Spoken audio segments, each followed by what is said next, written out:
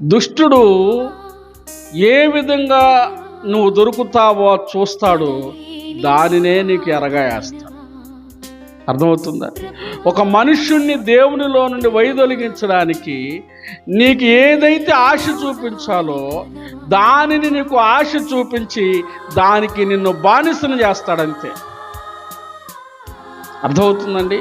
ఈరోజు మనుషుణ్ణి పాపానికి బానిసగా చేసి ఇహ సంబంధమైన వాటి మీద ఆ మనిషి యొక్క మనసును లగ్నం చేసి ధనం మీద ధనాన్ని ఒక విగ్రహంగా పెట్టి, లోక ఆస్తులను ఒక విగ్రహంగా పెట్టి, ఆ యెజబెలు ఏ విధంగానైతే ఆ బయలు ప్రవక్తలను పెంచి పోషించిందో ఆ విధంగా మనలో మనం ఏం చేస్తున్నామంటే మనం కూడా దేవునికి అయిష్టమైన వాటిని ఇష్టంగా ఎంచుకొని వాటిని పెంచుకుంటున్నాం.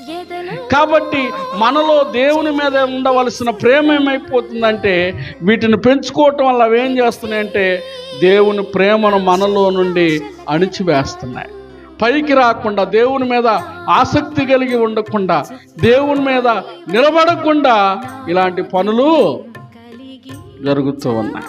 కాబట్టి ప్రియ దేవుని బిడ్డలారా,